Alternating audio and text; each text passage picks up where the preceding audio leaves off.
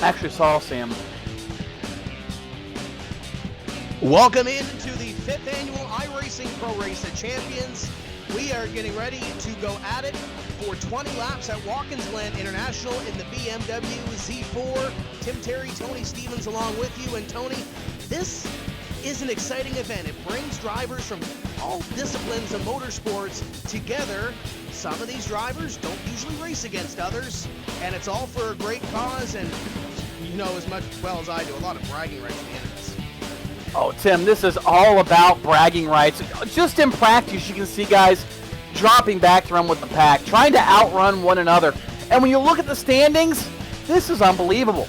I mean, think about this. You mix drivers from the WeatherTech Sports Car Series, you look at NASCAR drivers, you've got NHRA competitors, Blancpain drivers, people and drivers from literally all over the world, even the V8 supercars from Australia.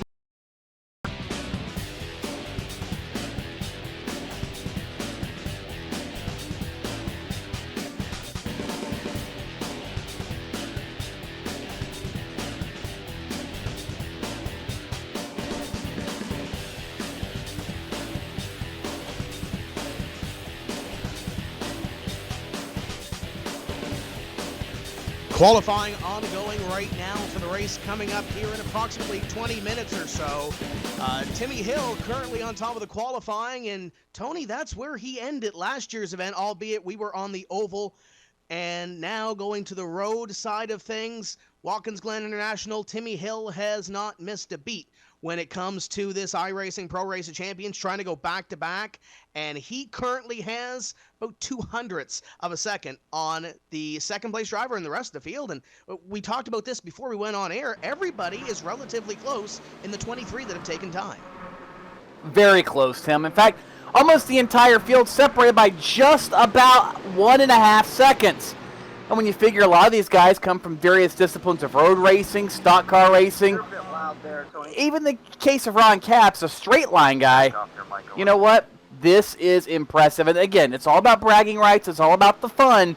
But these guys, they strap on the virtual helmet, and it's going to get real.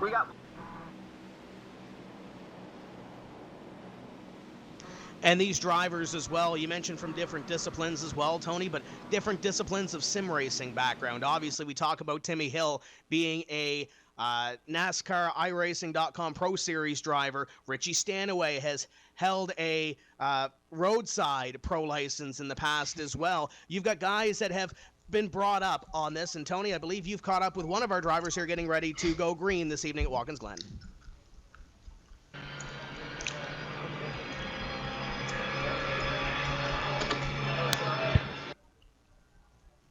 He'll be going soon. And I believe Michael Lewis is with us here, and currently 4th on the board. Michael, not a bad time so far.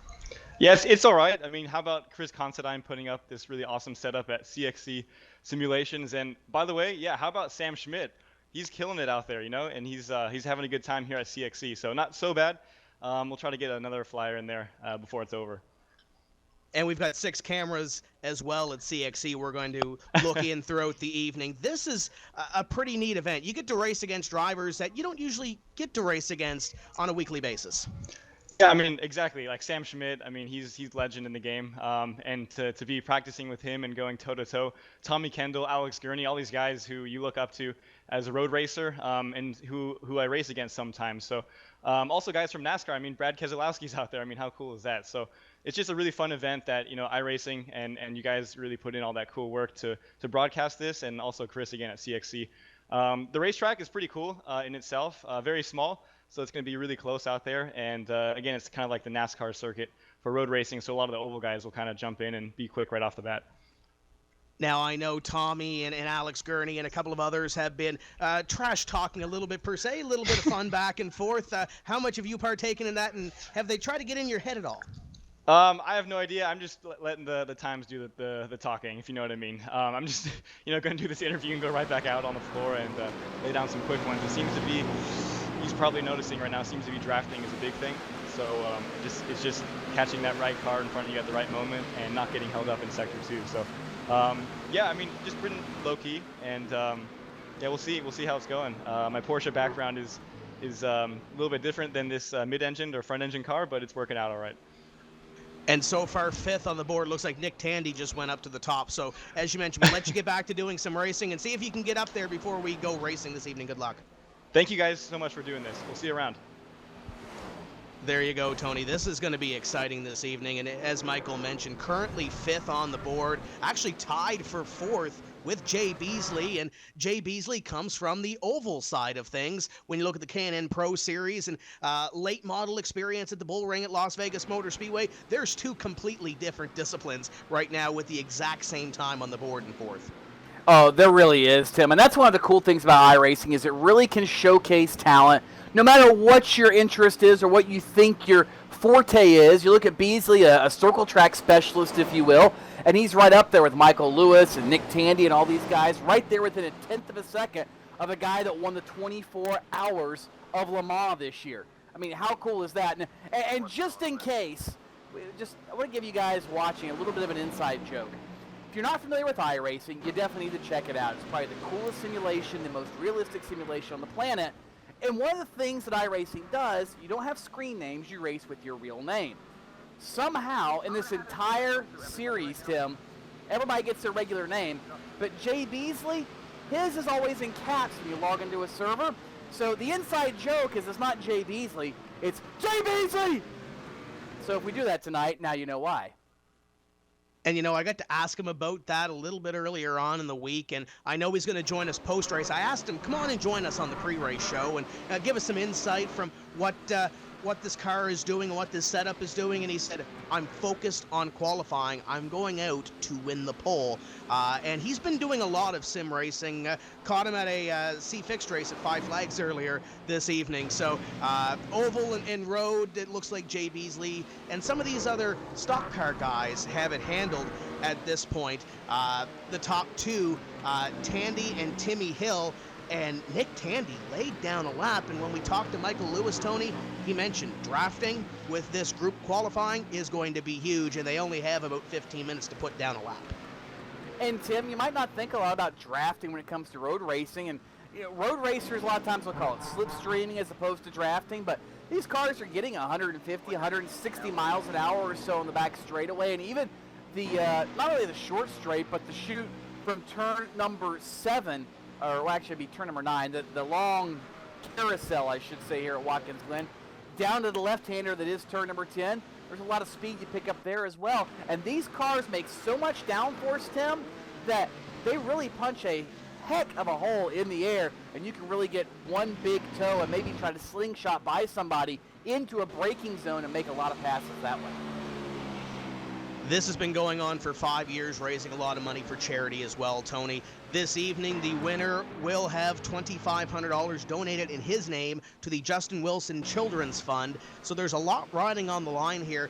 Last season's winner, of course, was Timmy Hill. Guys like Shane Van Gisbergen and Brandon Davis have won this race as well in the past, and a lot of bragging rights on the line. There's been some guys here that have been here for the what is now 5 years and have not gone to victory lane. Tommy Kendall, you look at Ron Capps, he's been here for all 5 of these, and he's looking to pick up a little bit of time from where he currently sits on the grid. And I believe we're looking at Brad Keselowski. There's a driver that has a lot of sim racing history, but not recently per se. So we'll have to see how Brad does. And currently, right now, a minute 10.164 on the lap time. He's less than a second off the pole sitter right now and currently sitting in position number 8. And really, Tim, it's less than a half second off the current pole sitter, Nick Tandy. But you know what? Again, how close is this field to where you can be 4 to 5 tenths off the pole sitter and be at the tail end of the top 10? We say it every single year. It really is the top talent anywhere in the world. And a lot of guys will talk about who's here and who's not, and different things like that, but it doesn't matter. All these guys are masters at their craft, whether they run sports cars, whether they run stock cars, whether they run dragsters in the case of Ron Capps. I mean, look at this. Ron Capps is a guy that does nothing but go in a straight line for a living. He doesn't have to worry about turning left or right until he gets to the shutdown area of the drag strip. And here he is. He's only about 2 seconds or so off the pace set by Nick Tandy. And Capps is a guy, we've talked to him in the past, Tim, that this drives him. He wants to be as good as these other competitors, and he uses as much as he can to learn, because you never know, one day Ron Capps might decide to go in a street stock or a sports car somewhere, who knows. He just loves racing, and that's the case with all these guys. Look at Spencer Pumpelly, the road racing ace. He's back in 17th right now, and again, look at the time here. He is only, 1 second off the pole? That's impressive to have a field this tight. Yeah, you've got a lot of drivers that are really close. Mentioned Tommy Kendall earlier, Justin Bell, Trevor Hopwood in the race. Going on down the list, Joe Osborne, Benny Simonson, he's been here a few years as well. Michael Self ran well last year, and I can't remember right off the top of my head, Tony, whether I think he finished third or somewhere up there in the top 3. But obviously different discipline. And we have a new quick time. It is the 2 of Jay Beasley going to the top of the board, and he pulls it down to the runoff area in turn 1, and I think he's going to be happy with that lap. 1 minute 9.7. I think he's going to be happy with that, but he's a racer. I'm sure he's going to go back out there and see if he can top that in the remaining 12 minutes. No doubt, Tim. Jay is just that. He's a very fierce competitor. He's always been that way. And really, it's kind of cool because Jay is a guy that loves to give back. I'll tell the story briefly. If you follow the NASCAR Peak Antifreeze series on iRacing Live and PSR TV throughout the course of the regular NASCAR season, there's a guy in there named Byron Daly. Now, Byron is now an engineer at TriStar Motorsports in the NASCAR Xfinity series. But about a year or so ago, Byron really was looking to break into the sport, and he said, I'm going to try my hand at driving. Didn't have a lot of money, didn't have a lot of resources, but he really wanted to do it. So Jay helped him out as far as getting him some people in contact and making sure he could find a place to get in the seat. And then when it came race day, Jay, on his own free time, he's out there at the racetrack helping a guy that really is nothing but a sim racing friend. That's how they originally met, helping him get up to speed, work on the line, the braking points, his driving technique, his racecraft, and really to watch that and see that happen, really, really cool. It shows you the kind of guy that Jay Beasley is. And it's not just him. It's all these guys, Tim. They all have that element of competitiveness about them, but they'll also sit down, and when they have somebody they're trying to bring in, they'll sit there and show them what they need to show them and teach them what they need to teach them. And that's one thing that makes this group of people so great. We're looking at car number 69 right now. That's Dale Lomas as he makes his way around this racetrack. And we want you to join in on the conversation. If you're on Twitter or your social media platform, hashtag IPROC for iRacing Pro Race of Champions. Once again, that's IPROC, IPROC, whatever you want to call it. Get in there, join in on the conversation, and maybe tweet your favorite driver that is in this race, and, try to throw down a little bit before we do go racing. You look at some of those guys at the bottom of the sheet, they're trying to get a couple of laps in, and we talked about those veterans that have been around for 5 years, Tony. Guys like Tommy Kendall sitting 20th, and you mentioned it's close on the racetrack, second and a half back to about 19th, 20th place or so as these guys continue to work around this racetrack. For qualifying, we have a 20-lap race this evening, and that will be kicking off in about 10 minutes' time. It's funny, we spend an hour qualifying for a 20-lap race. It's wild how that works, but trust me, if you've never seen one of these iProcs before, 20 laps is plenty of time for these guys to completely buy the farm. We've seen everything in these races because we mentioned how they just absolutely love to compete, but this is a fun race. There's not a whole lot in the line except bragging rights, and they don't have to worry about getting hurt or hurting their owner's equipment or worried about ticking off a sponsor. So normally where they might not drive that car into the quarter 2 lengths deeper and pray it would stick, tonight they'll do that, Tim, and they'll have a blast doing it. They'll probably end up crashing themselves and half their competitors in the process, but they'll be smiling, they'll be laughing, and they will get back on with us after the race and tell us, because it happens every year, how much fun they have. And sometimes it's as much about being fast in these races as it is about avoiding your friends trying to crash you, because it's almost like a go-kart race to these guys. Yes, they take it seriously, very seriously, because it is a competitive event for a great cause and great charity in the case of Justin Wilson's Children's Fund in this instance. But they also like to joust with each other and have a blast and rub up on one another. And sometimes that means some cars get crashed, but hey, it's all in good fun, and it means it's going to be entertaining. And Tony, on the pro side, when we look at the NASCAR Peak Antifreeze Series, some of those drivers trying to qualify from across the pond for that series, sometimes they have to make the time adjustments. Just saw on Twitter, Nick Tandy tweeted about an hour ago, it's okay, I'm still awake.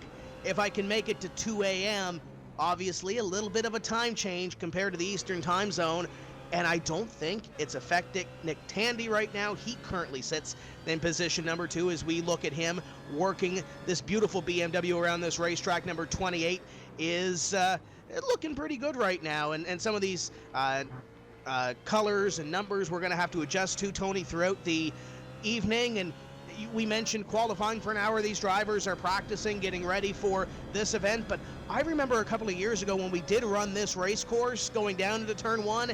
Anytime we do race at Watkins Glen on iRacing, going down into turn 1, you get those butterflies. I remember Scott speed wiping out in turn 1, lap 1 a couple of years ago, and he had done well in the oval race prior. So there's some things we got to watch, and a lot of different stories here throughout. And Tony, I know you've got a big one there that working around this racetrack right now.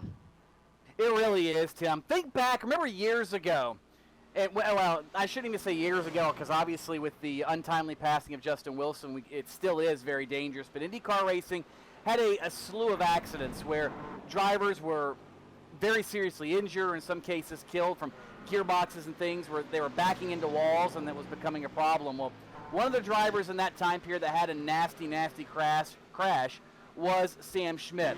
Now, ever since then, Sam's been still involved in auto racing. He's owned teams at the Indy Lights level. He's owned teams at the IndyCar level. He's had great success as a car owner at Indianapolis and in open wheel racing. But ever since that accident, he has yet to climb behind the wheel of a race car, be it virtual or otherwise. I saw Sam at the PRI show just about a week ago, making announcements, working deals, and didn't have a chance to sit down and speak to him, but he was there smiling. And now I know why that smile was so big, Tim.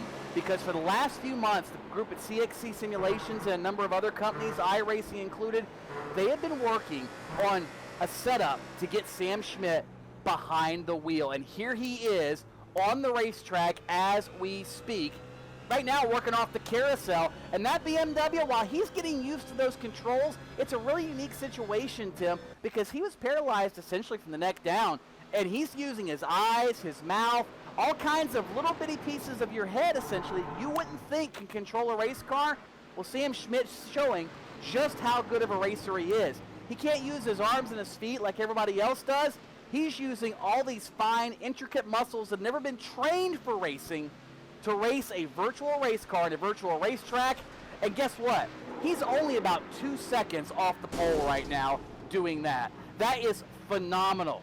And it's also really, really cool to see Sam Schmidt in a race car, virtual or otherwise, here at Watkins Glen. I think ultimately this might be defined as a very, very large moment in the history of paraplegics and how they can react to their or interact with their environment, be it running a virtual car, or I'm sure we'll see this technology in the near future moved to real cars and the like as well. And that will be one really special day. And you can say, Tim, that you saw it right here on the iRacing Pro Race of Champions first. And Jay Beasley has fallen off the top of the board. Richie Stanaway to the top at a 109.681. And Beasley currently on the racetrack. You see him there in car number 2. But as Sam Schmidt was going around the racetrack, Alex Gurney racing with him side by side, Michael Self just behind them, and Sam picked up some time on his last run. He currently sits in at 23rd place on the run, so it's you got some interesting talent here going toe-to-toe. We mentioned it off the top of the show. You don't usually see some of these NASCAR guys racing against the NHRA guys, against some of the guys that race on the road course side of things every single week. Jay Beasley giving a little shot right now to Justin Bell going through the bus stop. And Jay Beasley, I think that might come from a short track standpoint, Tony, trying to get a little bit of a bump and run, or trying to just get him to go a little bit faster. Well, that very well could be it. On board right now with Lewis, and look at Michael Lewis. This is actually not in sim, obviously. This is the reality of what you get to see with these guys. And a number of these drivers on the West Coast, in fact, Tim, are racing in the same room with one another. And we always joke about it in some of the Peak Antifreeze Series broadcasts about if guys could reach over and punch the guy next to him for running them in the sand trap or in the fence. Well, it might happen tonight. You never really know because those guys at CXC. But this BMW Z4, let me tell you a little bit about it. You saw Jay Beasley laying the chrome horn to some people here in the bus stop. These cars, very, very durable. It's a great race car. There's a lot of grip. It's got braking power, a lot of downforce. And really, this is a spectacular race car for road racing. I spent some laps earlier today and yesterday at Watkins Glen in this car. Very easy to pick up. Very racy race car. Heck, I even took it to the Nordschleife earlier this afternoon. And mind you, after I pounded the fence a few times because I forgot where the corner was at, again, this race car, fun to drive, an absolute blast, as are a lot of the cars on iRacing. You go everything from a Mazda and a Legends car and a street stock all the way up to McLaren Formula One cars, in fact, the McLaren sports cars, NASCAR machines. You can take any virtual career path you want, and the BMWs, well, they are part of that when you get to the road racing level for the GT3 cars. Run the McLarens and the Aston Martins and the BMWs. It really, really is, Tim, a great, great time. And these guys are going to show us just how much fun I think can be had tonight in these BMWs. We're going to go to Alex Gurney right now, the car number 9, currently sitting in position number 7. And there's another veteran of this iRacing Pro Race of Champions. He's been up near the front a couple times and actually excelled in the oval race last year. So trying to move up a little bit and try to get to the top of the board, currently where Richie Stanaway is. And he's doing a little bit of drafting right now with Ron Capps right ahead of him. And just behind, Kelvin Vanderlinde is... that number 13 currently sits in position number 5, just behind Alex Gurney. So there's a lot of close times. We are getting ready to go racing in just a few moments' time. About a minute or so left in this session before we do go racing for 20 laps around Watkins Glen International. Okay, Tony, we've seen the qualifying. We've seen the practice runs, per se. Who are you seeing as somebody that could win this thing? Oh boy, Tim, that's like trying to pick a winner in Vegas in the roulette wheel before it even starts spinning. Like, that is next to impossible. Because we've seen in many years past, the guys that are fast aren't necessarily the guys that are around at the end. Whether they run into problems with lap traffic, whether they cross themselves up, or simply whether luck just doesn't go their way. It's really hard to pick against a Nick Tandy because he's been around for so long. Of course, obviously, you win the 24 Hours of Le Mans, you're going to be a favorite in a road race. He's 4th quickest right now, and I think he is going to be one of the ones you're going to look at. And I think, for that matter, Justin Bell. There you see. Oh, wait, that's not Justin Bell. Never mind. That's one of Justin Bell's kids trying to drive. That's his daughter, actually, at the moment, trying to wheel it down pit road. And Justin is the brother of the late Justin Wilson. Or, excuse me. I'm sorry. That's, I apologize. No, but we do have Justin Wilson's brother around. Justin Bell, however, here, trying to make some laps, have a little bit of fun for that matter. And, you know, a guy from the UK that's been a former FIA GT2 champion, former Le Mans winner himself.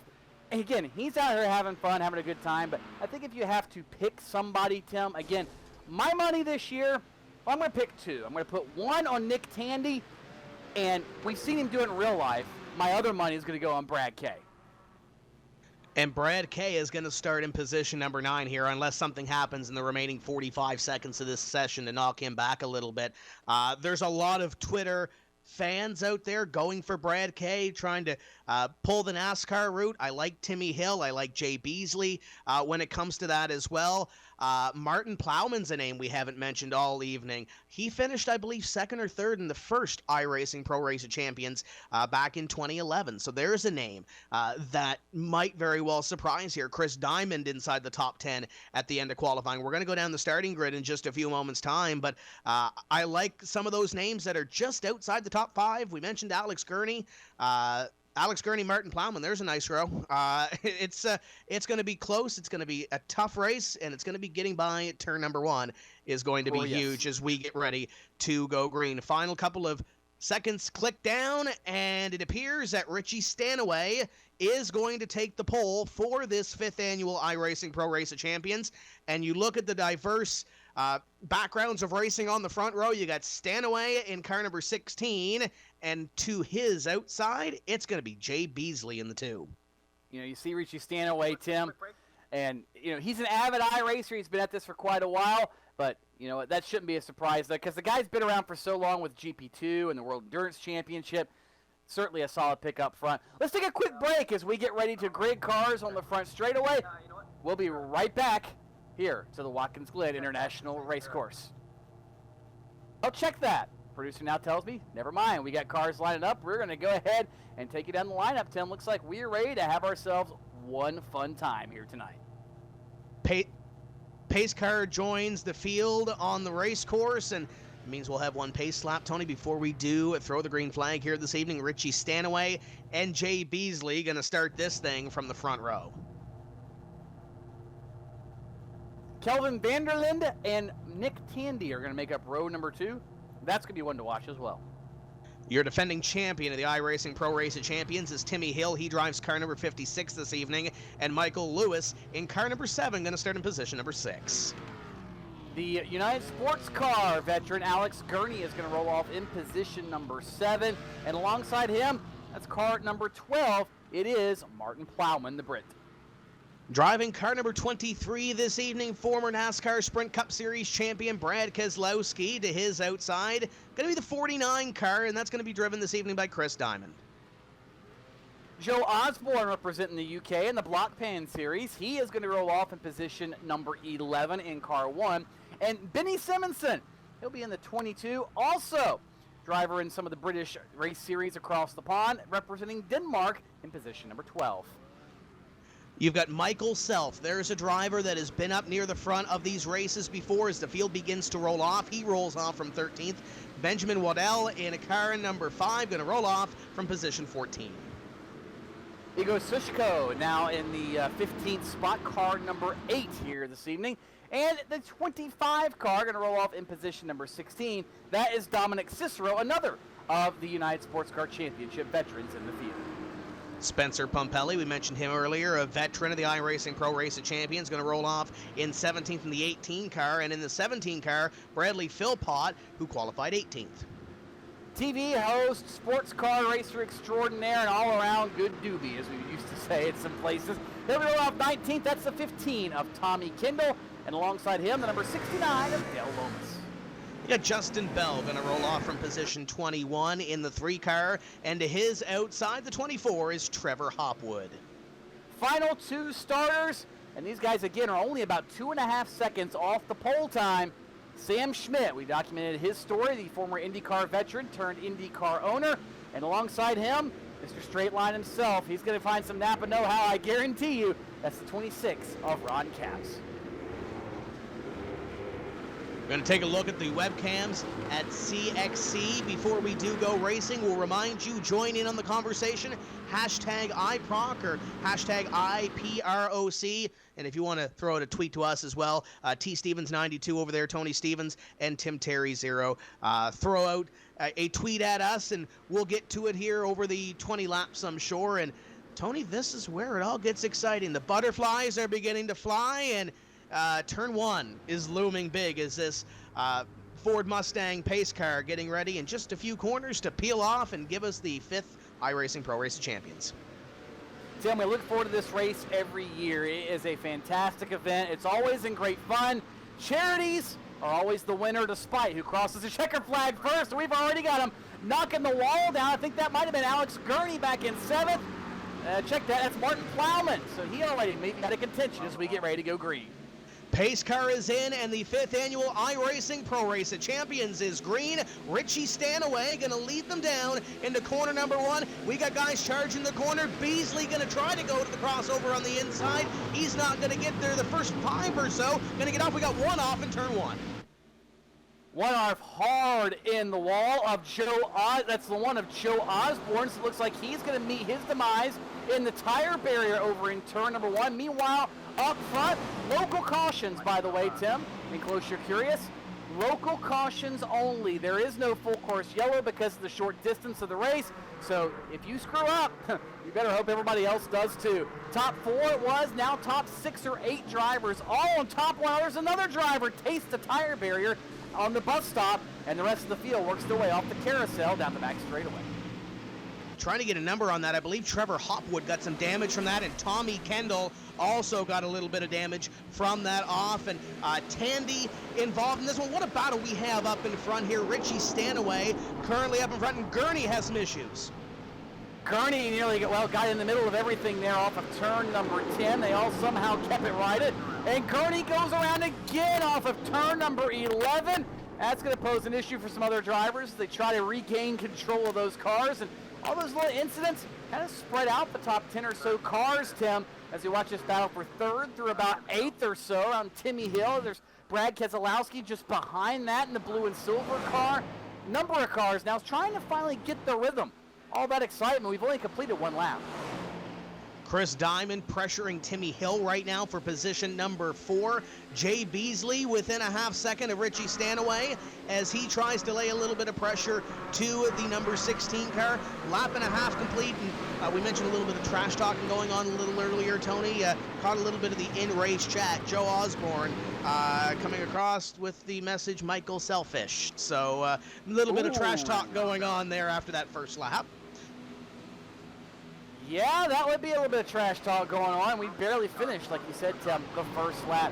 Nick Tandy, on that first lap, we didn't really get a chance to talk about it, but it's almost like he came out of the carousel and just kind of checked up. I don't know if he was wanting to go to the back of the field and try to drive through them or what, but he's 5 seconds now off the lead with Richie Stanaway, and that's a substantial margin in a 20-lap race. In fact, he lost a half a second the last time, but this is a great battle in front of Tandy. That's where Brad Keselowski leads the foursome with Benny Simonson, Michael Lewis, and Tandy all in tow.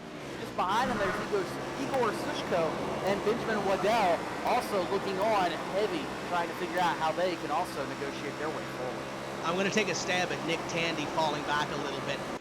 If you're new to iRacing and you're racing on a road course and you dip your wheels a little bit below where the game allows you, I think he cut the bus stop on either lap 1 or lap 2.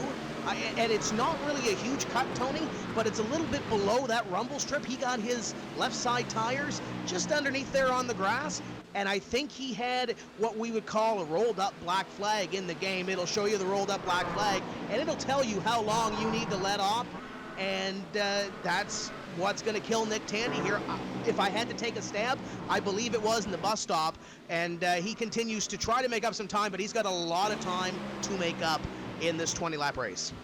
He does, Tim, and just watching that time into turn 11, he was hot on the brakes, wheel hopped into the corner, caught a piece of the grass, piece of the rumble strip. So Tandy at this point, I think, almost overdriving that BMW, trying to move forward as whoa, Brad Keselowski had a moment off of turn number 1, nearly opened the door there to the cars behind him, including Benny Simonson and Michael Lewis. And Keselowski cuts off Simonson in the middle of the S's. That opens the door for Michael Lewis now to move up to position number 7. And here comes Tandy and Benjamin Waddell, 3 wide into the bus stop. And that's not going to work. We got a couple of cars in the guardrail coming back across the racetrack. Oh, and there goes one back into the tires. These guys are back and forth, Tony. They somehow, for the most part, saved it, even though there's a little more damage to some of these race cars. I think Benny's got a little more damage on both sides of the front end than he did before.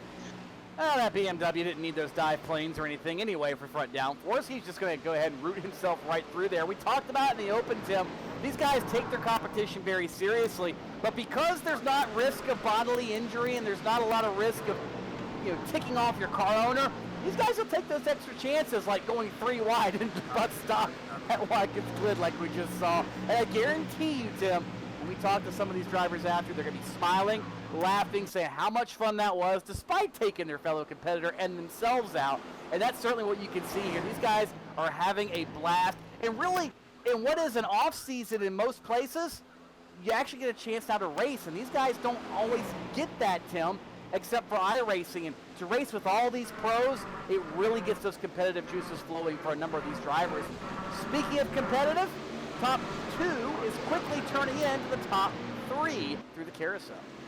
And Jay Beasley kind of let the third place driver in a little bit, had a little bit of an off in turn one, got a little bit sideways in that first corner, trying to get a little more into that heavy braking zone than maybe he anticipated, and he's fallen off stand away by about 2 car lengths compared to where he was before, and it's let in the third place driver in the 13, and heck, Timmy Hill's not too far behind them in car number 56. So we've got a nice 3-car battle, well, 3.5 if you can include Timmy Hill back there as well. Diamond in 5th, and Tony, we have one more off here. Yeah, Sam Schmidt just had his second incident of the night. That car getting a what we call a virtual tow back to the pits. So Schmidt with an off, and you know what? There's been a lot of guys that have had problems already. We've documented them, Tim. Guys like Nick Tandy, Alex Gurney, Michael Self, Justin Bell, Tommy Kendall was caught up in first lap shenanigans. So was Dominic Cicero, Bradley Philpott, Martin Plowman barely even made the green flag. Joe Osborne, 4 laps in arrears. So there's only 14 cars now on the lead lap. And in fact, Spencer Pimpelli just had it off. He now getting in the virtual tow back to the pit. So make it 13 cars still left on the lead lap. You look back from Jay Beasley's car, you see a couple of cars getting closer, including Timmy Hill in car number 56. As we got a side-by-side battle here. Beasley trying to hold off Kelvin for second, and so far so good. 6 laps going to be completed this time by as they come up off the final corner and run down the straightaway, and we'll see how hard Beasley pushes down into corner number 1 here with a car on his inside. Now let's see if he brakes early. In fact, it's exactly what he does. He brakes early, allows Vanderlyn to go ahead and get the spot. Now Beasley can focus on getting his apex right. And whoa, watch that! Vanderlyn up in the rumble strip through the grass. He'll be around into the Armco. Tough break for Kelvin Vanderlyn. He had moved himself up to second and maybe a little aggressive on the exit. Kind of hit that rumble strip wrong. It upset the race car, and he'll be rolling, but he's going to lose a lot of track position, and I think virtually out of contention for the win. So Beasley now back to second, and Timmy Hill, last year's winner, he is up to third and closing on the top 2.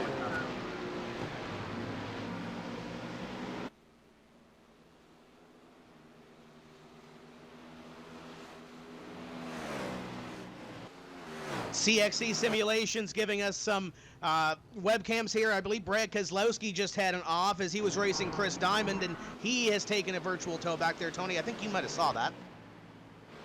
Just caught the corner of my eye. Didn't see exactly what happened, Tim, but nonetheless, the former Sprint Cup Series champion down the back straightaway got hooked into the Armco, and looks like his day is going to virtually be over as far as contending for the win. But we've got some cool stuff set up at the CXC simulation checkpoint, or I call it a checkpoint, I guess, Tim. But look at this, Alex Gurney and a number of others. Check out all the fun stuff they're doing. Look at all the work they're having to do, Tim. It really is just like driving one of these BMWs on Watkins Glen in real life. The exception is you don't have the G-forces. Yeah, looking back there with Michael Lewis and Brad Keselowski, when we talked to Michael off the top of the show, he was talking about how cool it was to race with Brad Keselowski. He got to race with Brad Keselowski and also got a little contact with him as well. So Richie Stanaway up in front, currently leading, as we mentioned. Beasley, Timmy Hill, your top 3, and Tony, they have about 3 seconds or so back to Chris Diamond in the number 49. We've seen weirder things happen when it comes to the iRacing Pro Race of Champions, so Chris Diamond far from out of it. Yeah, Diamond is very far from out of it. In fact, Benjamin Waddell and Igor Sushko and even Michael Lewis and Dale Lomas, do not be surprised, Tim, if we get down to the winning laps of this one as we complete lap number 8 that time by, that Beasley and Stanaway and Hill, they get into it. We've already seen these guys are all fiercely competitive, especially when there's not a lot of bodily injury or money or anything on the line except pride. Don't be surprised if they mix it up a little too deep and end up in the Armco themselves, so where Diamond or Waddell or someone like that can go ahead and sneak by to try to get that spot. And already up front, look at Stanaway. Stanaway defensively trying to run the back straightaway as they work their way out of the bus stop. But I think Beasley is off of the bus stop. Big slide for Beasley. He'll lose a bunch of positions to Stanaway on track as far as distance goes. But Timmy Hill now looking to his outside through the carousel. Beasley holds on to the spot for now. But that was a major off for Jay Beasley, the second place runner, as we were looking a little further back with a couple other cars when it all happened. As they run for position number 2, Jay Beasley in the 56 car of Timmy Hill, it's almost like when Jay gets a little close to the leader, Richie Stanaway, and tries to make that move, it's almost like he loses a little bit of focus or overdrives the race car a little bit, Tony, and falls back a little bit. Now, this is the furthest that he's been back since we dropped the green flag. He is 2 seconds behind Richie Stanaway, and he's got half the race to make it up. Might seem like a long time, 10 laps, but if you're Jay Beasley, you have to hit every single mark. You can't afford another mistake. No, you cannot afford another mistake. And while we watch this group, I want to give a shout out. You know, we talked about it, we joked about it a little bit at the front of the broadcast and said, hey, keep your nose clean, you'll have a solid finish. Well, guess what? The nose isn't as clean as maybe he'd like it to be, but the last car on the lead lap is Ron Capps. We joke about it, the guy that makes his living running a straight line in 5 seconds at a time. He's out here on a twisty, turny road course, and he's outrunning and outlasting a number of other professionals in this discipline. You know, sometimes it's all about survival, Tim. Ron Capps, he's 50 seconds behind the leader of Richie Stanaway right now, but his BMW is still rolling. He's in the top 10, and guess what? Like everybody else, he is smiling ear to ear, I guarantee you. Looks like Nick Tandy may have called it a night. He has disconnected from the race server, and I see Michael Lewis is back out on this racetrack, Tony, and he is really getting it done around here. He's got the car sideways around some of these corners, currently in position number 8.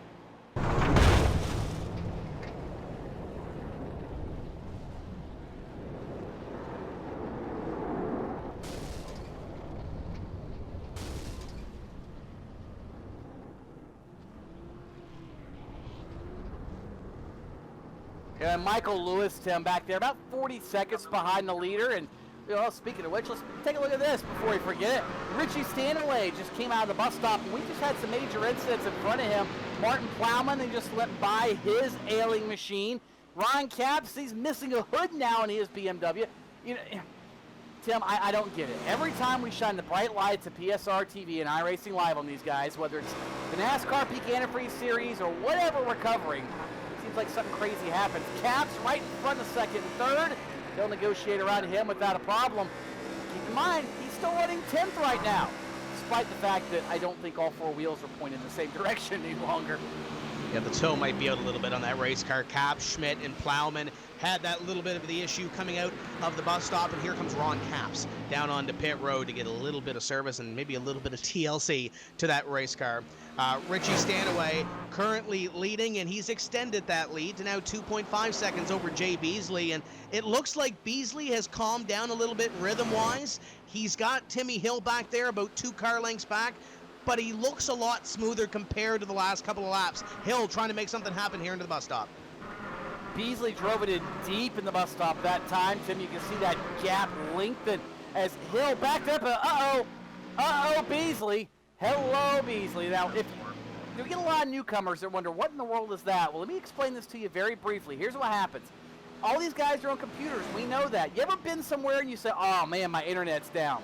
Well, that, in essence, is what's happened.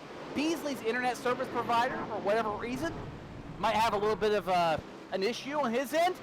And when that happens, to save the other cars, the iRacing code takes him off the racetrack so it doesn't damage anybody else until his connection settles down. So what that is, Tim, it's kind of a safety feature, but ultimately it's something to where his internet, whether it's somebody on their phone at where he's at, or maybe Windows decided to update and is taking all the bandwidth of his house, guess what? Jay's got to get that rectified, but it's no different than an electrical issue if you had a physical race car. But again, now you see that connection settle down where Jay's racing from. I'm not even sure if he's in North Carolina or Las Vegas. I haven't asked him. But wherever his internet is, that service provider had a small moment, and now it's all fixed as Beasley trying to chase back down Timmy Hill one more time. As his connection comes down, that's not the only moment that he had. Final couple of corners coming up, he had a little bit of an off, and that's all it takes for Timmy Hill to capitalize. He's racing with Ron Capps right now. Capps not on the same lap, but trying to keep up and maintain what he has on the racetrack right now. Last time by, Ron Capps scored in 13th place, but Jay Beasley's only issue is not just the internet. It's a matter of pushing it a little bit harder. Leader working his way by start-finish, and we've had all kinds of excitement, Tim. We haven't really talked about a lot of drivers for that matter. Let's try to take you through the field as they currently sit in the standings. Of course, Stanaway, Hill, Beasley, Chris Diamond, and Benjamin Waddell are the top 5. Then it's Igor Sushko. He's only 16 seconds in rears in the top spot. Dale Lomas, Michael Lewis, Trevor Hopwood in 9th. The final car in the lead lap. And Alex Gurney, despite his opening lap issues, he has soldiered up to the 10th spot. Then you got Michael Self back there in position number 11. He has currently scored his 1 lap behind the leader's pace. Behind him is Spencer Pompelli on the scoring monitor, 1 lap down, and last driver 1 lap down. Ron Kapp scored his 2 laps down in 13th. Tommy Kendall scored his 2 laps down. Dominic Cicero scored as 3 laps down. Justin Bell 3 laps down in 16th. Sam Schmidt in position number 17 right now, currently running 5 laps down. Kelvin Vanderlinde currently 5 laps off the pace. In position number 18, Brad Keselowski, we documented his off a little bit earlier, 19th. And Benny Simonson, he's had a couple of issues this evening on the racetrack, currently sits in 20th. Martin Plowman, who plowed the Armco before we even got to the green flag, he called the night early. He's being shown 6 laps behind the lead pace in the, 6 laps behind the lead pace, still running, I apologize. He just bypassed Benny Simonson for position number 20. So Plowman's had a couple of other offs on the track. He's had to be in and repair that car, but is still rolling. Then it's Benny Simonson now in 21st, followed by Nick Tandy, who, he was my pick earlier, him and Keselowski. We see how that worked out. Tandy's being shown 9 laps down in 22nd. Bradley Philpott, 23rd, and Joe Osborne also involved in an opening couple of lap incident. He's being shown shotgun on the field, 24th, 13 laps down. And for the most part, everybody right now has found a place to race. Richie Stanaway is 4 seconds ahead. Closest battle on the racetrack for position, at least, Tony, seems to be Timmy Hill and Jay Beasley. The internet connection issue that Jay Beasley had has ceased, and now he sets his sights on reeling in Timmy Hill. Chris Diamond was looking to make a little bit of time up, but still 3 seconds off the pace of Timmy Hill and Jay Beasley. So they're going to have to get up on the wheel if they have anything for Richie Stanaway. They only have 5 laps between now and the finish of this thing, and we saw Jay Beasley try to push a little bit harder a little bit earlier. Anything can happen, but Stanaway, he's ran his fair share of road races on the iRacing service as well, and he looks pretty stable right now on his laps. He does, and I'm still trying to figure out how he didn't get an exemption for an Aston Martin for Richie Stanaway. Because you got to remember, Stanaway runs an Aston Martin in the World Endurance Championship. So, I don't know. I'm sure there were people that probably weren't very happy about that, but, it is what it is. Everybody's in the same virtual BMW, but like we talked about earlier, there is an Aston Martin on iRacing for the GT3 class, and it can be run if you are a subscriber to the service. Take your pick, all kinds of cool cars. And you mentioned Stanaway, Tim, running a ton of races on iRacing. He's a very avid sim racer. And just like real life where you get guys together and you work together as a team, whether it's R&D or parts or development of a race car and setups or whatever the case might be, iRacing does the same thing. And Stanaway, being the avid iRacer that he is, well, he's a member of Team Redline Sim Racing.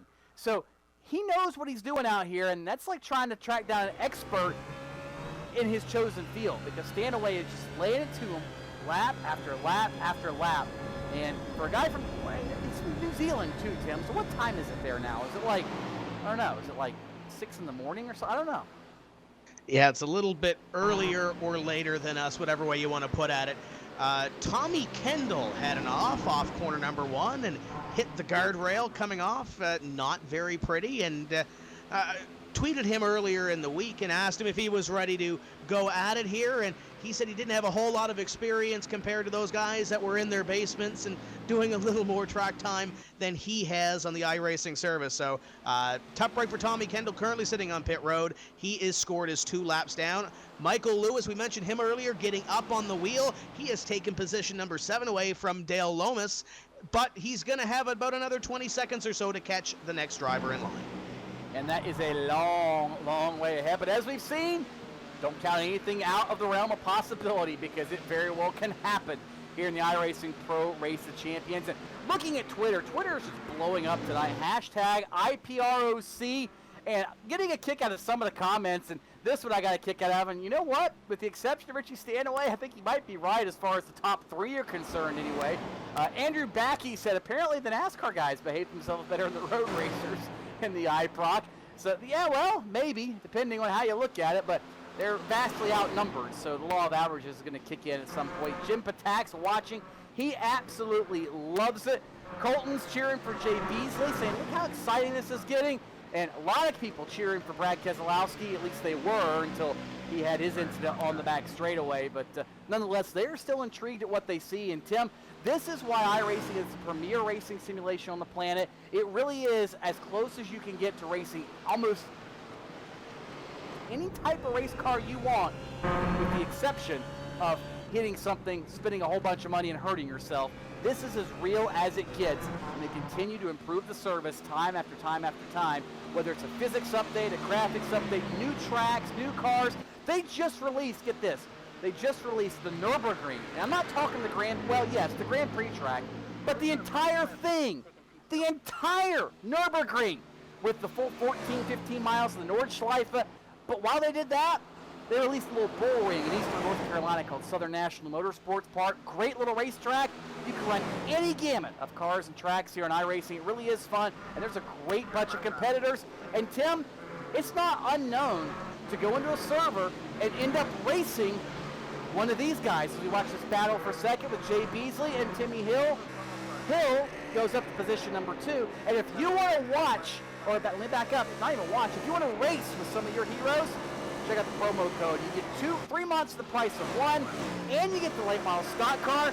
Promo code right there on your screen. Check it out. In fact, check this out, Tim. I was in a server the other day.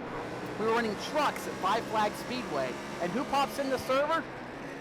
Christopher Bell, the Truck Series driver for Kyle Busch, pops in, and then Chase Briscoe, the Cunningham Motorsports ARCA driver, pops in the server. Just having a nice Tuesday evening. But speaking of a nice Tuesday evening, it's a Wednesday evening, and white flag is out for Richie Stanaway with a 5-second advantage up the hill through the S's. And you know, he had to clear some lap traffic there in Trevor Hopwood and Martin Plowman, and those two, albeit not on the same lap, Tony, they were going at it for a little while for some real estate on this racetrack, but Stanaway has now cleared those two, and it's clear sailing for him.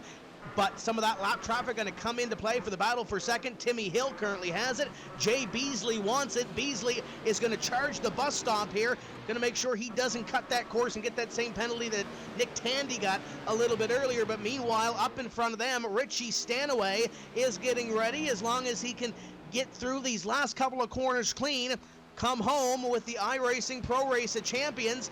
He comes through. So far, so good. Up through the final corner here at Watkins Glen International, and Richie Stanaway is going to cross the line first down the front straightaway, and he will win the 5th annual iRacing Pro Race of Champions. Second place is going to be a battle off the final corner, and Jay Beasley gave it all he could, but it's Timmy Hill coming home with position number 2. Beasley in 4th, Chris Diamond going to come home in 4th, and Benjamin Waddell going to come home in position number 5. Great race. For most of it, Tony, Richie Stanaway had a little bit of company behind him, but he began to stretch his legs a little bit in the second half, and he's going to start doing a little bit of burnout there off the turn 1 runoff area. He is. He got a little bit of congratulations there from the 5 of Benjamin Waddell. So the iRacing Pro Race of Champions goes down under to New Zealand. That's probably a good way to start the day for Richie Stanaway. And again, GP2 FIA World Endurance Championship standout. He's been at this for quite a while, and he's pretty excited. I guarantee you when we talk to him, Tim, he's going to be stoked to know that he beat all the names in this field. Yeah, it got a little crazy, and these guys acted a little nuts when they came next to one another, but that's half the fun. And still, bragging rights are on the line until this time next year, and Richie Stanaway gets to take that trophy home to New Zealand.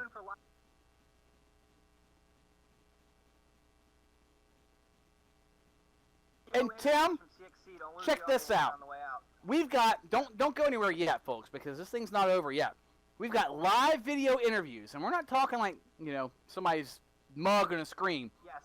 We actually have live video interviews from a lot of these drivers as they race the CXC Simulation Center. Sam Schmidt, Alex Gurney, Michael Lewis, a number of others. You never know who else we'll talk to. Might be Brad Keselowski, Jay Beasley. We don't know. We're going to have a whole line of them, and we'll see how they like the iRacing Pro Race of Champions in this 5th edition, Tim. We're going to step away for just a few moments' time to set up the video, and when we return, our post-race show for the 5th annual iRacing Pro Race Champions. Stanaway's your winner. Don't go away.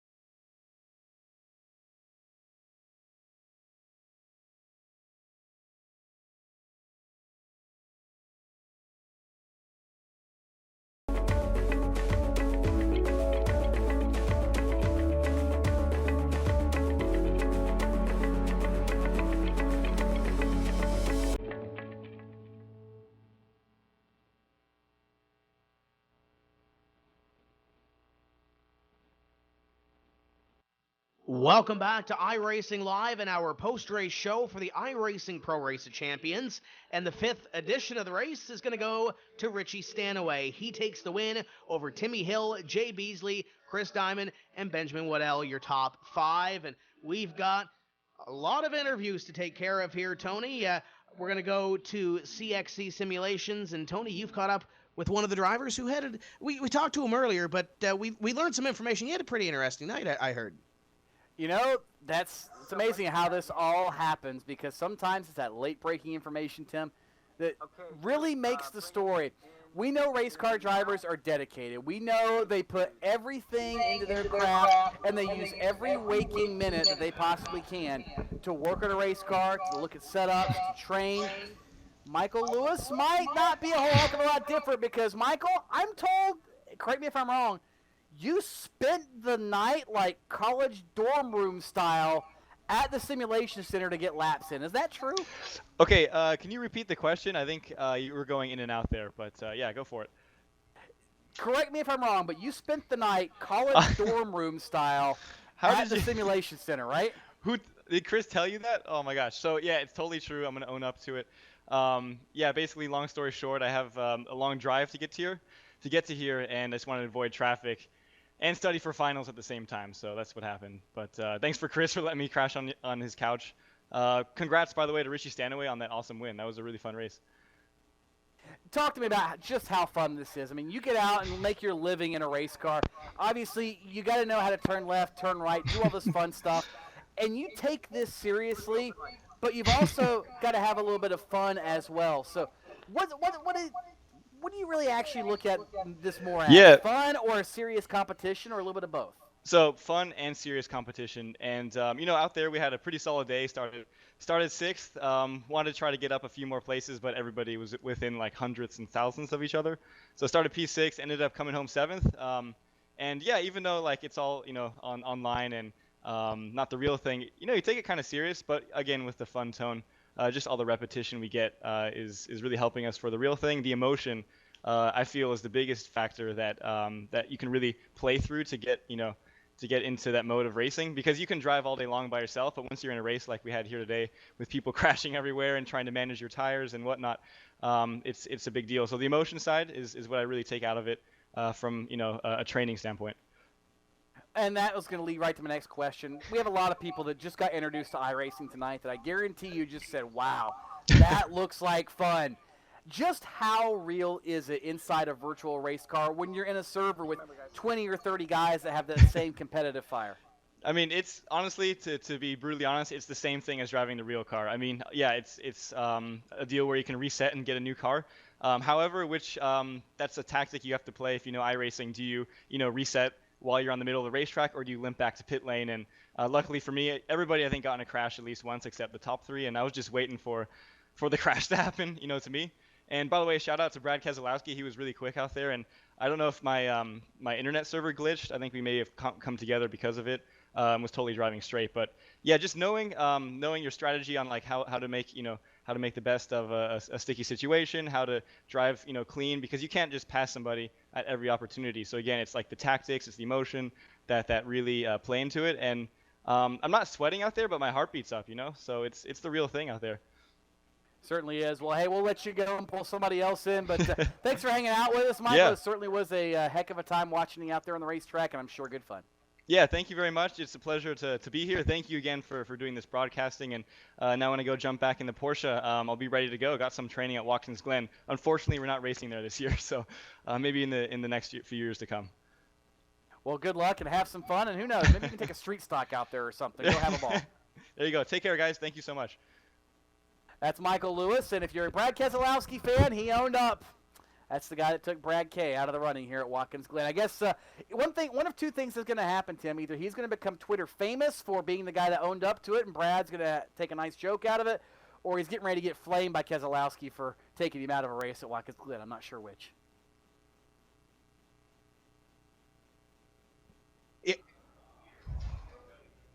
It's one or the other, Tony. We're going to have to see what happens there. But as we saw throughout the show, leading up to the show, and I'm sure we're going to see a little bit on Twitter after as well, there's going to be some talk going back and forth between some of these drivers. Oh, there's going to be some talk, Tim, no doubt. And there's going to be talk leading in to next season, guarantee you, because of the fact that there's a lot of pride that got hurt tonight, and there's a lot of egos that got, stepped on just a little bit. And one of those guys that had not really a stellar run, but had a decent run, finished in the top 10 is Alex Gertie at the CXC Simulation Center. And Alex, what happened to you early? It's like we talked about your name on the grid, and then all of a sudden you were nowhere, and then you claw back the top 10. Yeah, I had a good run in practice. And then in qualifying, I just didn't get a lap together and didn't get much help in the draft. So started P7, and then towards the end of the first lap, I think I was in sixth or so, and someone hit me from the side and spun out, and then crashed the car and had to go down a lap. So it was all work from there. You had an hour to qualify, and you're making excuses. What? You Yeah. wouldn't be a race driver without that, would you? That's true. I told Justin Bell it was his fault. He actually came and talked to me about an hour before, and ever since then it's been horrible. Well, hey, at least you still had a decent finish out of it. I know a lot of people are asking. It's been a while since we've seen you regularly running around some different stuff. What are your plans for 2016 as far as your race schedule is concerned? And do you have plans to be back in this event for the 6th edition next year? I will definitely be back next year in this event. No plans for driving in 2016. I'm working at my dad's place at AAR and enjoying it and trying to grow the family business. Well, that's always a good thing. And general impressions, by the way, of this BMW and the Watkins Glen course, putting this together. I think this was a great combination of car and track. I'm sure you'd love to run a DP around here, Daytona Prototype, but you're a little bit biased, I'm sure. Yeah, I mean, I love Watkins Glen. It's pretty high speed and always a good racetrack. It's got that long run up to the chicane, so the draft really pulls you in. And I don't know, next year I'd like to see maybe we step it up, go do an Indy car or an F1 car. That'd be fun to watch. Ooh, that might be. We saw what happened tonight with the BMW. Do you really want to see these guys with open wheels? I definitely do. It might be entertaining, there's no doubt. Well, that's Alex Gurry. Alex, thanks for coming out, joining in the party tonight that is the iRacing Pro Race of Champions, all for a good cause. And good to see you on the racetrack and glad to have you out. All right, thanks, guys. Tim, that's Alex Gurney. Finished his 10th tonight in the iRacing Pro Race of Champions. And again, always good to see him at any racetrack, virtual or otherwise. And it's a driver that's been here through a few of these iRacing Pro Race Champions, and he can knock another top 10 off the list. One lap down, as he mentioned, had to take the early tow back to pit road and get a little bit of left side damage repaired to that race car, but nevertheless kept digging. Top 10 finish for Alex Gurney in car number 9 here this evening. And Tony, I know the interviews are getting switched around here at CXC. We're getting somebody else here on the horn, and we'll see what they thought of this evening's iRacing Pro Race Champions. Once again, your winner, Richie Stanaway, takes home $2,500. Well, he gets the name on the check towards the Justin Wilson Children's Fund. So congratulations once again to Richie Stanaway. And Tony, who do you have on the horn here? Well, the next guy we've got on the horn, so to speak, or on the camera, or whatever you want to call it, is Igor Sushko. And, Igor, you didn't have a very loud run, but you had a very solid run. You ended up in 6th spot. What was the difference between maybe a top 5 or staying in the thick of it for the top 3?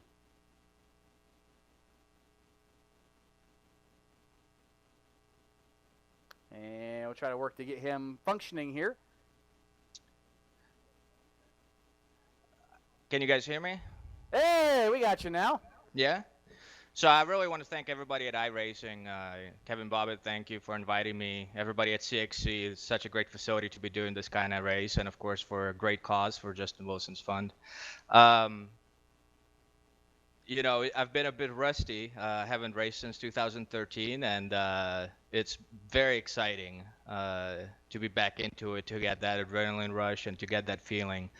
My objective was really to be just smooth and solid and avoid any kind of crashes. Haven't done this a couple years ago. I've definitely learned my lesson, and staying out of trouble seems to be the key to having a good performance. And hopefully I will be practicing here at CXC with iRacing, and looking forward to any kind of opportunities to get back into racing since my last time in Super GT in Japan. Hopefully here stateside we can do something. Igor, you talk about being a little rusty, if you will, because it's been a few years since you've been in a race car. A lot of drivers use iRacing to sharpen their skills or keep their skills sharp when they have off time from the race car. Can you explain how good this sim is at actually doing that for you, and how much it really is like riding a bicycle as far as getting everything back in place? Well, it's great because you can do this in a safe environment as opposed to the reality. And something that really I got back as a result of having a chance of training here at CXC yesterday all day. It's that kind of feeling of, the little tips, the little pointers that you were part of your nature and you definitely know, but you can always polish a bit. For example, being smoother with the pedals, being smoother with the steering, always constantly relaxing yourself.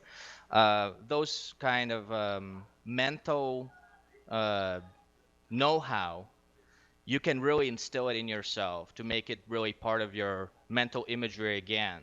And it's a great place to actually test it out whether it's working. iRacing is such a great platform, and I have to admit, I think it's almost a little bit more difficult than the real one, which makes it great because if you can really master iRacing, I bet there's not going to be too many offs in real life. Well, except for the random deer or random rabbit or random piece of wildlife decides to jump on the racetrack. But you can't really control those at some of these road courses, so you just do with what you can. Can we expect to see you back in this race next year? You sound like you had a great time. Oh, I would love to, absolutely. I really want to thank everybody that put this together, and again, for such a great cause. And, you know, hopefully years to come, I'll keep getting the invitation, and I would love to participate with any kind of capacity with you guys. Well, we would love to have you. That's Igor Sushko, Tim. He comes home tonight in the 6th position. Solid run for a guy that you just admitted to us, I'm kind of rusty. You know what? If you stay rusty, you finish the top 10 in this field, that's pretty impressive. And I believe we're going to catch up now with one of the drivers who has a little bit of sim racing experience. One of the loudest names in racing on iRacing. Coming home in position number 3, it's Jay Beasley. And Jay had a couple of offs there, but what a battle with you and Timmy. Yeah, I done messed up. Was a little tight and pushed it a little too much in the bus stop. But yeah, Timmy was up on the wheel, and he's always fun to battle with, and he goes in circles too. So I was really trying to beat him. Well, the top circle guy, but you kept with Richie Stanaway for most of this race at the first half. A guy that you don't usually get to race with, does a few more right turns than you usually do. Yeah, he was quick actually in the start. I got a good start and drafted up on him, and then third place made a mistake. And we had about a 2-second lead, and I told Richie, I was like, hey man, just keep doing your thing, and let's try and break away. Well, I was slowing down on the straightaway, and the guy behind me was catching me, so I was like, all right, I need to start going. Well, the closer I would get, I'd get a little tight, but I could outbrake him. And so I was like, man, I can get him, and then I done messed up. But I just found out he was a pro, so that kind of made me pretty happy, hanging with him and battling with him, so that was cool. Now, looking at the field that we had here, there's some drivers that, you might not race against on a weekly basis, guys like Alex Gurney, Ron Capps, Tommy Kendall, list goes on and on. Anything you're going to take from this race, and any interactions that you had with some of these guys?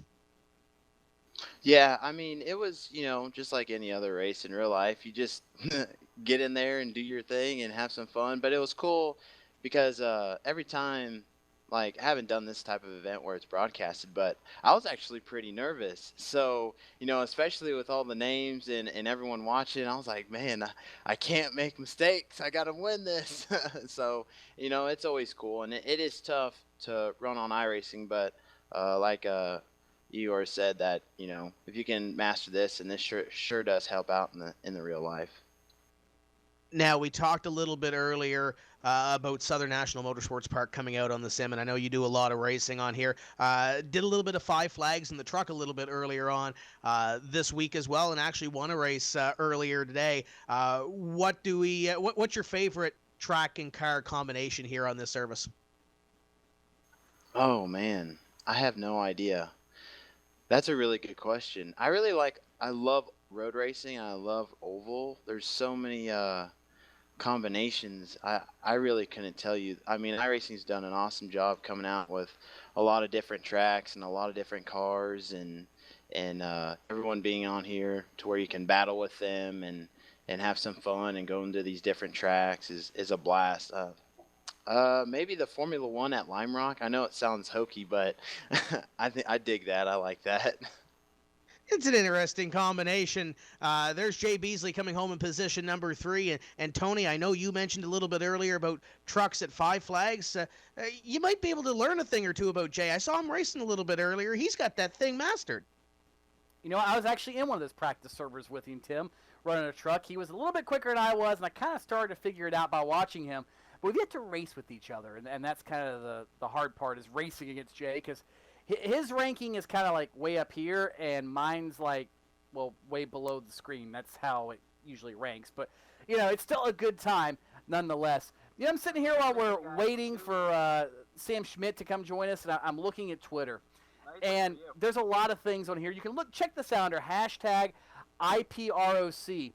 And one of the coolest things on Twitter is Aero Electronics tweeting video of Sam Schmidt running a virtual race car in this simulator and just watching the technology that's available. And Sam's joining us now via the miracle of the internet. And Sam, how cool is it? Just give us your honest, raw reaction. How cool is it? Did you ever think it would happen to get back in any type of race car run competitively like you did tonight? Yeah, I've been working on this project, with the Corvette for a couple of years, but to be in a simulated race format and not have to pay the repair bill is twice as fun. But knowing a lot of the guys I was racing against and practicing today with a half a dozen guys was, it's just like old times. I mean, it wasn't on the track, and but the virtual situation is just incredible. It's amazingly realistic. Brings back so many fond memories, and I think I anticipated the anxiety, the excitement, and everything that was involved because it has been so long. But I don't think I anticipated just how normal it felt to get out there and drive and do a rumble lap and start and just go through it and change places with people and give and take and swap. So it was a very cool experience. Probably something I'm sure you missed as a competitor.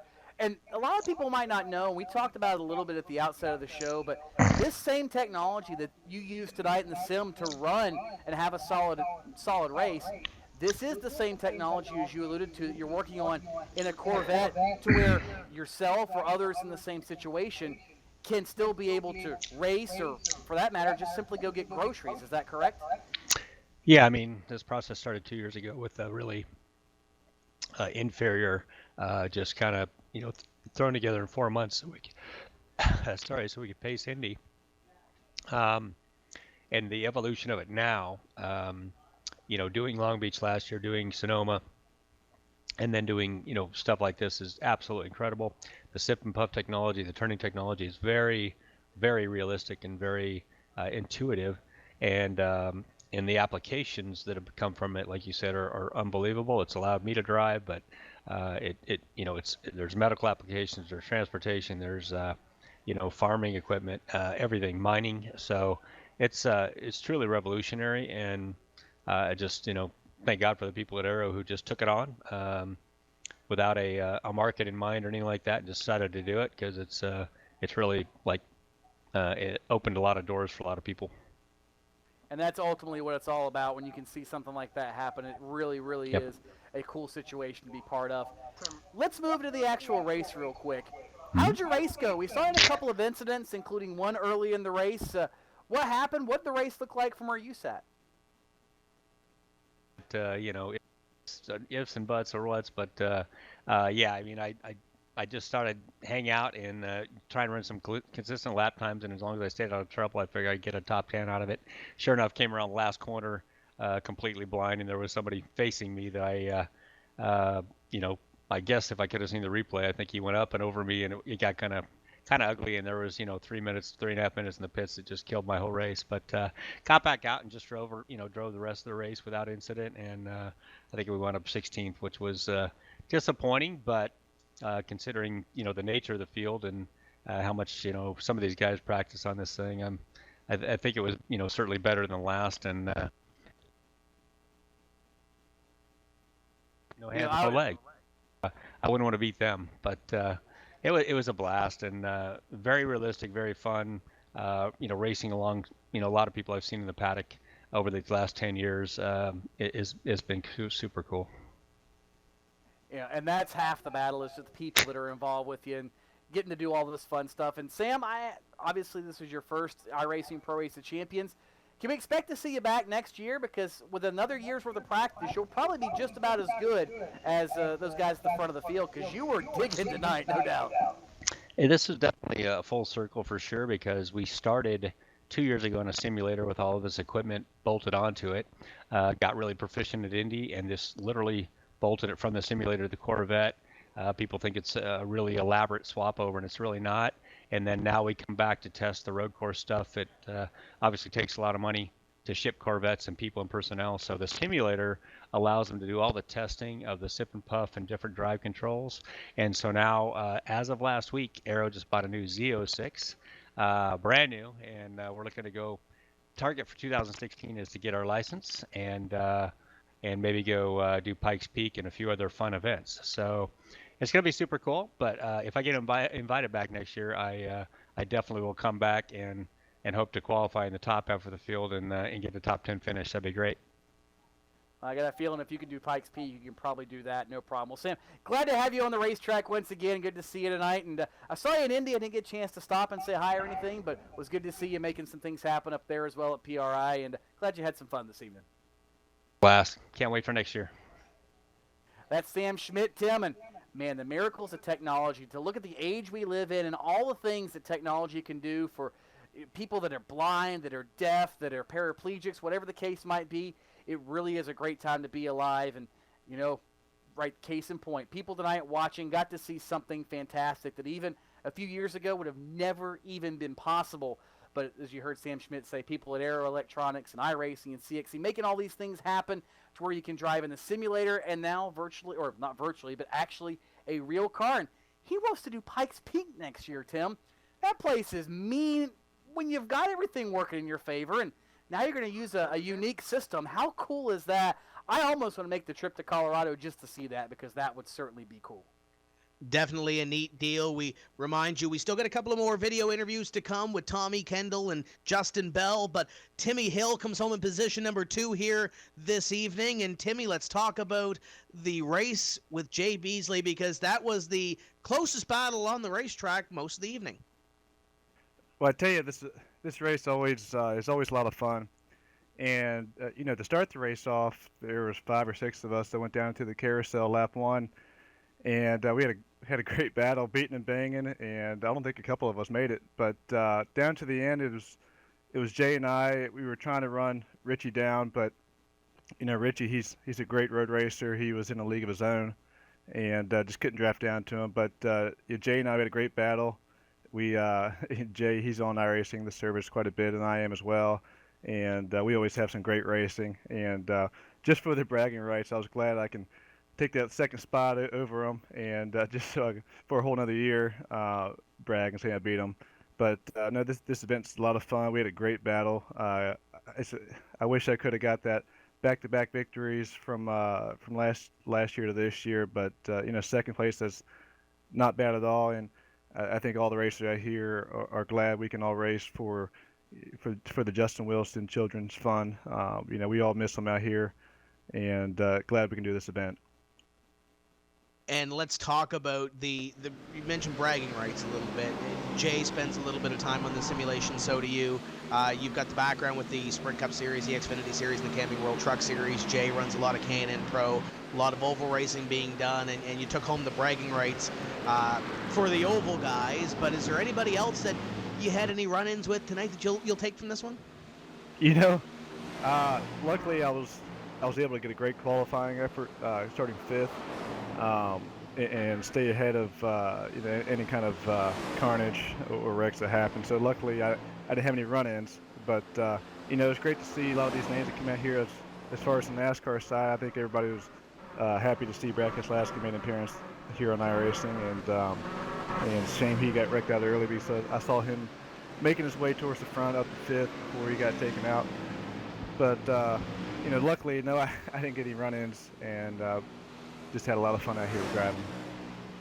Now, before we let you go, we mentioned the oval side of things, doing a lot of iRacing. You're part of the NASCAR iRacing.com Pro Series. How is that season going for you?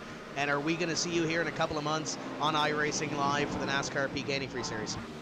Yeah, my brother Tyler, he ran in the NASCAR Racing Peak Series last year, did a great job, came home 11th in points, and he kind of drove me to want to do it on my own account and try to go out and beat him next year. And so, like I said, I ran I guess it's halfway through the Pro Series right now. We're, I think, 11th in points, top 20 make it into the Peak Series for the following year, which is this upcoming year. So I think very solidly we're not going to have any issues getting a starting position for next year's Peak Series. So next year, my brother and I are going to have a heck of a battle all season long. We live together, so I can just run to the other room and brag them there. We always talk about these bragging rights, but like you said, I'm in a great position to make the Peak Series for this upcoming year. I'm very happy for that. I think it'd be great for the series, and really looking forward to it. They got a lot of great competition in that series. And we look forward to seeing you in a couple of months at the virtual Daytona International Speedway. That is Timmy Hill coming home in position number 2 here this evening, Tony.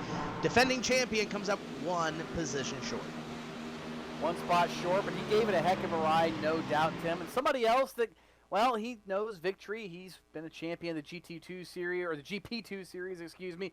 He's been a winner at Le Mans. He knows how to make things happen in a race car, and that's Justin Bell. And Justin, have you ever, in your racing career, seen anything as wild as what you just took part of tonight? You know what? Here's what I like to say is I have definitely had my own fair share of accidents and caused them, but I have never quite so messed up simultaneously. It was like a internal meltdown most of the time. But I only have one word for you, and that is Tommy Kendall. I predicted it before it started, and it went the way it did. I mean, I actually was yelling with glee as I saw him take off onto the grass, and he just kept his foot in it. And as I celebrated too early. I kind of peaked too early, if you know what I mean. And I'm like, yay, boom, and he took me out. And I think I yelled at the top of my voice, "Oh, golly, that was ungentlemanlike of you, Tommy, my friend." At loud volume. That's exactly how it came out, too. It was, yeah. And then I saw him in the pits. And the good thing is our sims were next to each other, so I could see, we spent 7 minutes probably of the race part. And it was good to watch how well everyone else does. I really enjoy that. Yeah, I can't wait till these things actually simulate other things in our life, because I'll probably be sitting there watching other people do that too.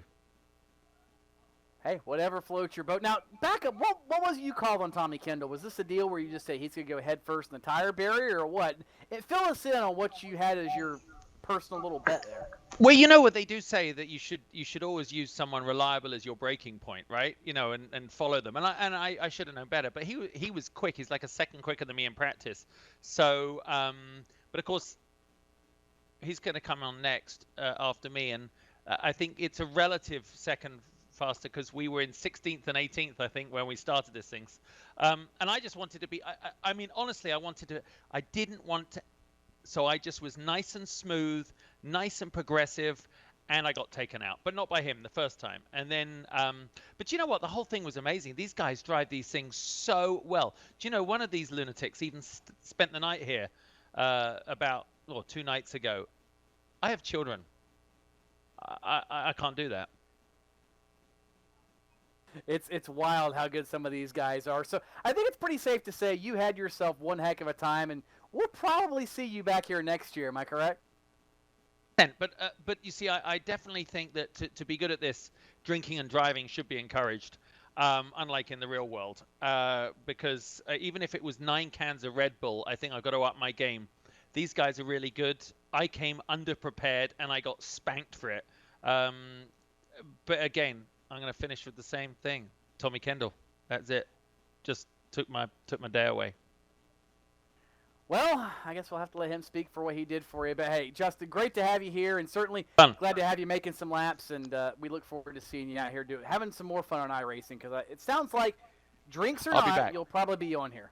I'll be back. I will be back. I'm going to, and my kids have been practicing, and they're better than me already. So definitely back. And what Chris and the guys do here is truly amazing. And actually, you kept on seeing. I actually had a bit of starstruck. You kept on seeing some of the names of the drivers, like, oh, Nick Tandy. Oh yeah, all right. There's some really amazing drivers out there. So it does show, doesn't it? If you're good in real life, they're also good at this. I'm blaming it on age. You're blaming on age. Well, they have a Legends division for that. I'm sure we can put you in there and put you with people of like age, right? Thank you. Legends division. Yeah. It's nice. Anyway, guys, thank you very much. Really fun. That's Justin Bell. If nothing else, Tim, he has got his sense of humor intact. He had himself a blast, and that's exactly what iRacing's all about, especially this iRacing Pro Race of Champions. Yes, it's for a good cause. Yes, there's bragging rights on the line, but rule number one, when you pull out in the virtual racetrack, be able to laugh, be able to have fun, and it's exactly what we just saw from Justin Bell. And as we get ready for Tommy Kendall, we'll get to hear a little bit of his side of the story as well. But I was doing a little bit of prep yesterday and threw out a tweet, and I asked Tommy, I was like, you got this in the bag, eh? His response was, I wish. There are some folks with no tans living in basements prepping that are the odds-on favorite. And Tony, I don't think he was wrong in that. Richie Stanaway, Timmy Hill, Jay Beasley, they've got a whole lot of laps in this sim. Well, they do have a lot of laps in this sim, but apparently real life and simulated should be pretty similar from people we've talked to. But Tommy, what happened? Did you fail as a breaking point for your fellow competitor, is what I'm being told? The best part about Justin ragging on me is he doesn't realize that I also took him out the first time because I got wrapped up. Someone got sideways in front of me in the chicane, and so I got damaged, and so I was behind him, and I couldn't tell how damaged the car was, and so it felt pretty good, and Justin was being really, really careful, and he was just being more careful than I was, and even though I got out of it early, I crept up on him and I tagged him in the back, and so I took him out the first time. He doesn't know that, so that makes me feel a little better after him slagging me so hard about the second one. Well, I guess, one for the other, it's all good, and that's all that matters. You're smiling, you're having yourself a good time. This is not the first time you've been in this. You've been in this now multiple times. What's it like to come out here and run this iRacing Pro Racing Champions with the diversity of talent, the diversity of disciplines that's represented, and just how tight the field was in qualifying to where everybody, no matter where they come from, they're all right there under a blanket? Well, it's fun, and to literally be able to have a worldwide race, people plugging in from anywhere they are in the world is a pretty neat concept. And if I think you could almost create a series. It'd be hard to coordinate, but I think if someone guys could literally start making a living at this. If they can crack that code, because the races look like real races. The problem, because there's no consequence to crashing, obviously there was, because we spent a lot of time on the hook, but there's no real pain or financial thing. They need to come up with a shock catheter. So to make everyone just a little bit more careful and respectful. I mean, as a rule, people are kind of reasonably respectful, but when you stick it down the inside of someone, you're like, yeah, hopefully it works out, but if it doesn't, and so there isn't that much. And so to have it go wrong that early in a race and the rest of the time you're kind of out of it. It's like real life, just as frustrating, but it is cool. All the people with all the different backgrounds being able to plug in from all over. I'd be remiss if I didn't say hello to Scott Pruitt's family at home right here. Sorry. But I like it. There is an art to it, and I had a little bit of a breakthrough yesterday in practice. All the years I've done this, I haven't done much practice. I actually came in and got a little bit of practice yesterday and the day before, but I made a little bit of a breakthrough on a technique that picked me up about a half a second. I was still a good ways off the really fast guys, but I need to do what I say I'm going to always do in this interview, which is to get some practice in before next year. So they have a Wednesday night league here at CXC, so I'm going to hopefully take part in some of that. It'll remove some of the excuses, because Justin and I come in here and we say, oh, we never do this, and so it kind of lets us off the hook for being horrible. But it'd be nice to not have to be let off the hook for being horrible and actually being respectable. I'd love to see you actually up front. Everybody knows you're a sports car legend, and obviously we expect you to do well, and when you go headfirst in the tire barrier. That doesn't bode very well for the sports car legends. Now, maybe we should get you. This is what we should do. We should get you in the NASCAR Peak Antifreeze series. I don't know how we have to do that, but we've got to get you some sort of waiver, because you realize that the guy that won that series this year from iRacing took home a cool $15,000 for doing exactly what you did tonight. Well, there you have it. There you have it. And I mean, and if you get eyeballs, and you get eyeballs by having named guys, if Nick Tandy and, you know, and Shane Van Gisberger, who's done it before, and if you get enough of these guys racing once a week or once a month, all of a sudden it's realistic to actually raise sponsorship, and more than just 15 for a season. I mean, if you have enough people watching, there's no reason you couldn't have real sponsorship and real prize money on a weekly basis without all the cost of fixing stuff. Now, I'm being told in my ear, we now have the replay of the Tommy Kendall and Justin Bell incident, and it's rolling, I'm assuming. I can't see it in front of me. Is this incident 1 or incident 2? Incident 1, I hit him from behind in the last corner. Incident 2 is after we've been repaired and we're on our out lap from getting repaired, and I get into the chicane too hot and try to save it and don't, and collect him when he's grinning, thinking, oh, look at TK in the tires, and then I ricocheted off and grabbed him. So I'm not sure which one you're airing, but there were 2. Well, hey, apparently now it stopped right before it got there. You put some little curse on their machine so it didn't roll the entire replay. But talk to me real quick before I let you go. You mentioned practice and everything. Just how realistic, though, is this sim? Because it's not something where an expert like you can just hop in and go whip everybody. There's a lot of technique, it seems like, to this car, just like there is in real life, where you've got your heel and your toe, and you've got to know what the rear end's doing and the gearbox. Is it pretty much true to form real life, shy of, like you said, the real cost of a pain or finances when you have an incident? Well, every car has its tweaks, and that I think that holds true in sim racing as well. There's, you know, tires are really hard for people to understand, and even tire guys don't, best I can tell, don't fully understand them still. So, I mean, there are some differences, and there's some things you can do on a sim that you don't do in a race car, things you do on a race car you don't do on the sim. And so figuring those things out, it's no different than going into a new category or a new class of racing. There are guys and teams that figure out those quirks and how to exploit them. I haven't figured those out yet here.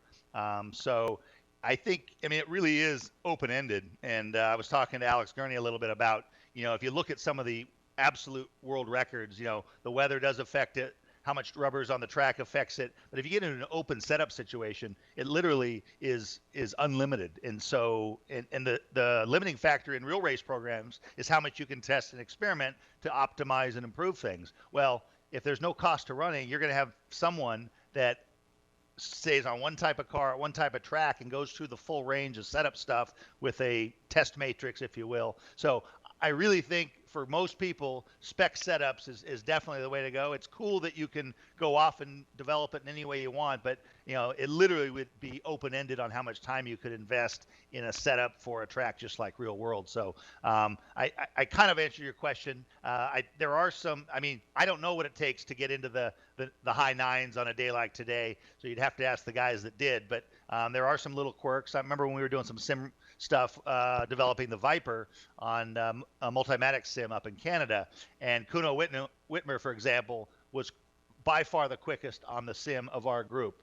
And so, you know, he was just super smooth. He could repeat laps like most of us do in the race cars within a hundredth, and run a whole string of laps. Whereas with me, you know, I'm up 2/10 on my predictive. I'm down 3/10, and so I just haven't gotten calibrated to be able to be consistent. Well, I'm sure you'll get there with enough practice. TK, thanks for joining us here once again for the iRacing Pro Race of Champions, and we look forward to seeing you. Maybe, like you said, in a league somewhere in iRacing. You never know where you might drop in, but hopefully at least next year for this event. Have me. Always fun. Well, that's Tommy Kendall, the great TK, the sports car legend, if you will, Tim. And you know, he talked about all the different dynamics of racing in reality, the weather, the track conditions, just everything along those lines. Well, guess what? In, you know, what was it, 2 builds ago now, iRacing launched their brand new dynamic track surfaces. The weather affects everything. The track builds up rubber. The tire temperature affects it all. The grooves move around. The marbles build up on the racetrack. It really is the only sim of its kind, and it is revolutionary. Every single build, it seems like, something new comes out, and that's one reason that iRacing is the leader in simulation racing.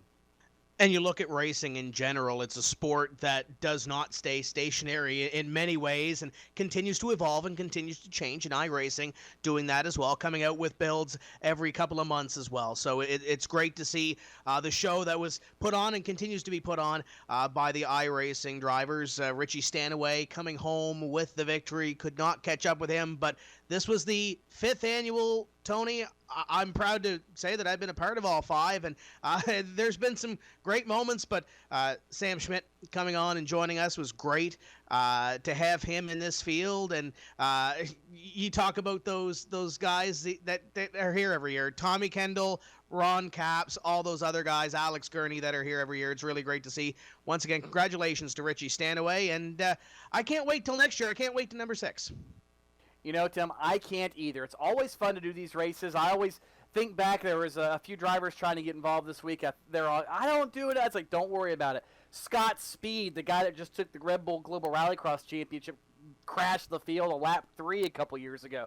Oh, I won't be that bad. You know what? It's always fun because, as we've heard a number of these drivers say, you don't have that pain if you crash, but you still have that ego, and the competition is as real as you can get. The cars are about as real as you can get. The environment is as real as you can get without climbing into the seat of an actual race car. And if you're new to iRacing, check out the promo code we had on the screen earlier. They'll pop it down there here momentarily as well.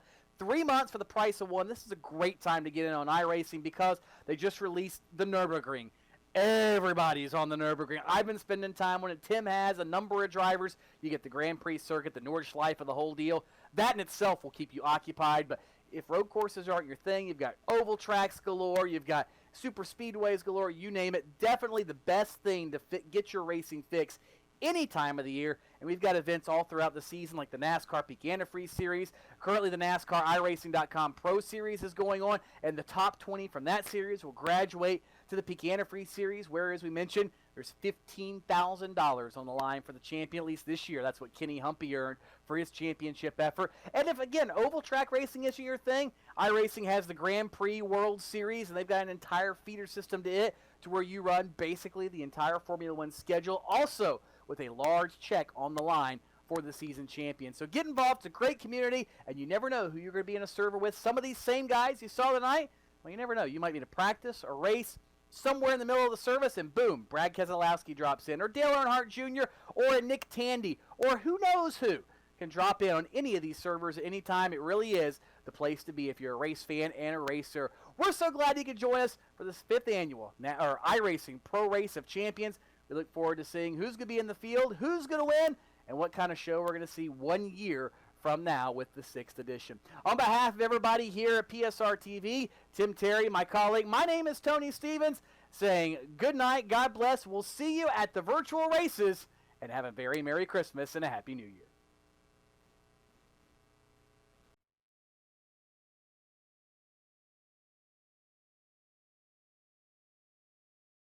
Missed you guys.